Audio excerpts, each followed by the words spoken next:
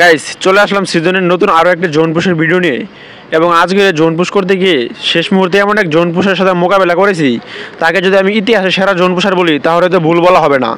কেননা আমার কাছে 18 থেকে 20টার মতো সুপার মেডকিট থাকা সত্ত্বেও আমি তার সাথে মোকাবেলা করতে পারিনি, অর্থাৎ শেষ মুহূর্তে বুইয়া করতে পারিনি। বুঝতেই তো পারছেন কী পরিমাণ ইন্টারেস্টিং হবে আজকের জোন পুশের ভিডিওটি। তো আর কোনো রকমের কথা না বাড়িয়ে কোনো রকমের দেরি না করে চলুন তাহলে সরাসরি মেন ভিডিওতে চলে যাই। বরাবরের মতো আমি আমার ফুল স্কোয়াড নিয়ে ল্যান্ডিং করি মিল, এবং মিলে ল্যান্ডিং করার পর শুরুতে কিছু কিল করার চেষ্টা করলাম। কেননা জোন পুশ করলে শেষ মুহূর্তে গিয়ে তেমন কোনো কিল পাওয়া যায় না, তাই শুরুতে 2-1টা কিল করলে ভালো একটা প্লাস পাওয়া যায়।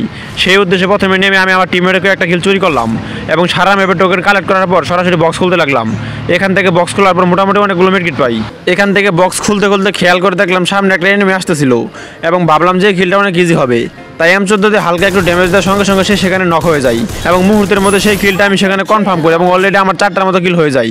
দেন এখান থেকে সবগুলো মেডকিট নেওয়ার পর আমি একটা জিপের মাধ্যমে সরাসরি জোনে যাওয়ার চেষ্টা করি এবং এই সময় আমার টিমমেট বলল যে তার কাছে নাকি সুপার মেডকিট আছে, তাই সেখানে নামলাম এবং তার কাছে কিছু সুপার মেডকিট এবং কিছু টোকেন নিলাম এবং অলরেডি আমার কাছে টোকেন আছে প্রায় 6200 এবং সুপার মেডকিট আছে 18 থেকে 20টার মতো। এরপর কোনো রকমের চিন্তা ভাবনা না করে সরাসরি কোনো এক পূর্ণিমার রাতে চলে আসলাম শেষ জোনে। এবং শেষ জোনে আসার পর দেখতে পাচ্ছেন আমার কাছে কোনো গাড়ি নেই, আমি বর্তমানে এনিমির একটা জিপে উঠে আসি। এখানে আমি একটা মোটরসাইকেল নিয়ে ইন্টার করছিলাম, কিন্তু ভাই কোনো লাভ হয়নি, এনিমি আমার গাড়িটা ফুটিয়ে দিয়েছে। তাই শেষ পর্যন্ত নিজেকে টিকিয়ে রাখার জন্য এনিমির গাড়িতে আমি শেষ পর্যন্ত স্টে করার চেষ্টা করি এবং দেখতেই তো পাচ্ছেন লাস্ট জোনে আসার পর কী পরিমাণ গাড়ি অত্যাচার। ঠিক এমন সময় খেয়াল করলাম এনিমি তার টিমমেটকে রিভাইভ দেওয়ার জন্য ফ্যাক্টরিতে চলে আসলো এবং এখানে আসা মাত্র দেখলাম যে একটা মোটরসাইকেল আর একটা এনিমি তার টিমমেটকে রিভাইভ দেওয়ার জন্য চলে আসছিল। আমি কোনো রকমের দেরি না করে সরাসরি সেই মোটরসাইকেল নিয়ে চলে আসলাম জোনের ভিতরে। ভাই বর্তমানে কী পরিমাণ জোন পুশার গেমের ভিতরে পড়তেছে সেটা বলে বোঝাতে পারবো না। 40 থেকে 45 এনিমির মধ্যে মিনিমাম 10 থেকে 15 জন জোন পুশার থাকে। এটা হলো বর্তমানে র্যাঙ্কের পরিস্থিতি, কিছু করার নেই ভাই, বাস্তবতা মেনে নিয়ে আমাদের গেম খেলতে হবে। এবং যখন আমি মোটরসাইকেল নিয়ে জোনের ভিতরে চলে আসলাম দেখতে পেলাম যে আরেকটা এনিমি আমার মোটরসাইকেল উপরে উঠে গেছে, তাকে নিয়ে কিছুক্ষণ সেখানে ঘোরাঘুরি করলাম।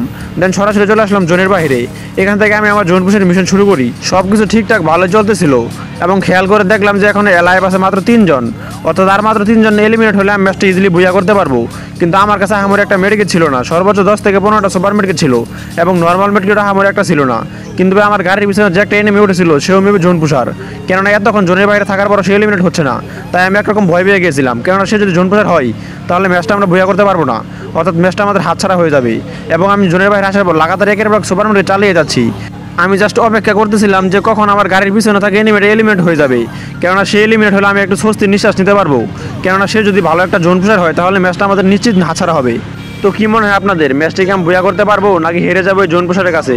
তবে আমার মনে হয় আমার বাইকের পিছনে থাকে এনিমি ছাড়া আরও কয়েকটা জোন পুশার আজকের ম্যাচে রয়েছে, কেননা আমি অনেকগুলো এনিমিকে দেখেছিলাম গাড়ি নিয়ে পাকাপাকি করতে এবং অনেককে খেয়াল করলাম তাদেরকে জোনের বাইরে থেকে রিভাইভ দিতে। বলতে না বলতে আমার গাড়ির পিছনে থাকে এনিমিটা সেখানে এলিমিনেট হয়ে যায়, যেটা আমার জন্য খুবই পজিটিভ পয়েন্ট। জাস্ট একবার ম্যাপের দিকে খেয়াল করে দেখেন, অলরেডি ম্যাপ সাদা হয়ে গেছে, অর্থাৎ অল্প কিছুক্ষণের মধ্যে আমরা হয়তো ম্যাচটা বুইয়া করতে পারবো। এবং এলাইভ আছে আর মাত্র একজন, অর্থাৎ লাস্ট এনিমি, সে এলিমিনেট হলে ম্যাচটা বুইয়া করতে পারবো। কিন্তু ভাই ম্যাপ অনেকক্ষণ যাবো সাদা হওয়ার পরও সে এলিমিনেট হচ্ছে না। আমি খুবই চিন্তায় আছি, কেননা সে যদি ভালো একটা জোন পুশার হয় তাহলে ম্যাচটা নিশ্চিত আমাদের হাতছাড়া হবে। তো কী মনে হয় আপনাদের, শেষ পর্যন্ত কি ম্যাচটা আমরা বুইয়া করতে পারবো নাকি হেরে যাবো সেই জোন পুশারের কাছে? আমার মেড কিট প্রায় শেষ হওয়ার পথে, সুপার মেড কিট আছে আর মাত্র 4 থেকে 5টার মতো এবং নর্মাল মেড কিট প্রায় শেষ হওয়ার পথে, অর্থাৎ 4 থেকে 5টা নর্মাল মেড কিট আছে এবং এগুলো হলো আমার শেষ ভরসা। যদি আমি এগুলো দিয়ে ম্যাচ বুইয়া করতে না পারলে নিশ্চিত আজকের বুইয়া হাতছাড়া হবে। অলরেডি আমার সুপার মেডিকেট শেষ এবং নর্মাল মেডিকেট আছে আর মাত্র 2 থেকে 3টা। এবং যখন এবার আমি সুপার মেডিকেট করার পর একটা নর্মাল মেডিকেট করতে যাবো, ঠিক এমন সময় আমি এইচপিকে রিকভার করতে না পেরে সেখানে নক হয়ে যাই। সেই সাথে এই সিজনে প্রথমবারের মতো একটা জোন পুশারের কাছে হেরে যাই এবং ম্যাচটা আমাদের বুইয়া হাতছাড়া হয়ে যায়। যাই হোক, প্রতিপক্ষ জোন পুশার যথেষ্ট ভালো ছিল।